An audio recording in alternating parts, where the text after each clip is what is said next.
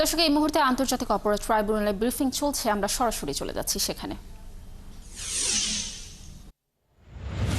এই মামলার তদন্তকারী কর্মকর্তাকে হুমকি স্বরূপ বিভিন্ন কথাবার্তা ওই কথোপকথনে প্রকাশিত হয়।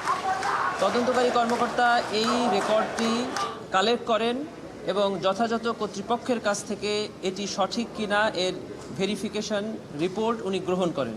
দেখা যায় যে এই দুটি কথোপকথন এই দুজন আসামিরই। অতঃপর প্রসিকিউশন এই রিপোর্টের ভিত্তিতে ট্রাইব্যুনালের আইনের 11(4) ধারায় একটি আদালত অবমাননার প্রসিডিংস ইস্যু করার জন্য আবেদন প্রেরণ করেন।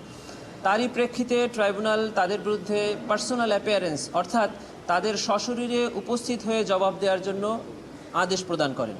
কিন্তু এ দুজন অ্যাকিউজডের কেউই ট্রাইব্যুনালে এসে উপস্থিত হয়ে তাদের পক্ষে কোনো জবাব দেননি।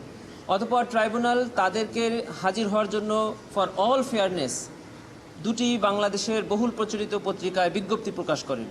সেই আদেশের প্রেক্ষিতে দুটি জাতীয় পত্রিকায় তাদেরকে ট্রাইব্যুনালে হাজির হয়ে জবাব দেওয়ার জন্য বিজ্ঞপ্তি প্রকাশ হয়।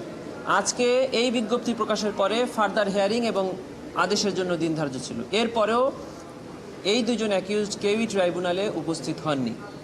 ট্রাইব্যুনালে আজকে এটি আদেশ দিতে পারতেন, আইন সেটি কভার করে, কিন্তু ফর অল ফেয়ারনেস এবং তাদেরকে পুনরায় সুযোগ দেওয়ার জন্য এবং আইনের সঠিক ব্যাখ্যা গ্রহণের জন্য ট্রাইব্যুনাল আজকে একটি আদেশ জারি করেছেন। সেটি হলো ট্রাইব্যুনাল রুলসের 41 বিধি মোতাবেক একজন অ্যামিকাস কিউরি নিয়োগ করেছেন এই মামলায় মতামত গ্রহণের জন্য এবং আদালতকে সহায়তা করার জন্য।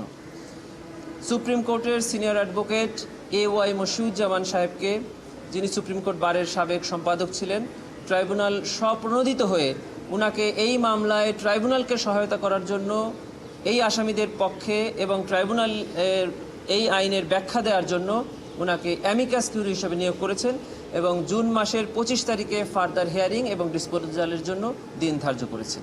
এই ছিল আজকে ট্রাইব্যুনাল। অ্যামিকাস কিউরি নিয়োগ না হলে কি হতো? ট্রাইব্যুনাল আইনে অ্যামিকাস কিউরিটা অ্যাবসোলুটলি ট্রাইব্যুনালের ইখতিয়ারাধীন। ওনারা চাইলে যে কোনো আইনি ব্যাখ্যায় আদালতকে সহায়তা করার জন্য যে কোনো ম্যাটারে অ্যামিকাস কিউরি নিয়োগ করতে পারেন। অ্যামিকাস কিউরি শব্দের অর্থ হলো আদালতের বন্ধু। আদালতকে সহায়তা করার জন্য এর আগেও আমরা বড় বড় মামলার ক্ষেত্রে এই আইনের প্রয়োগ আমরা দেখেছি।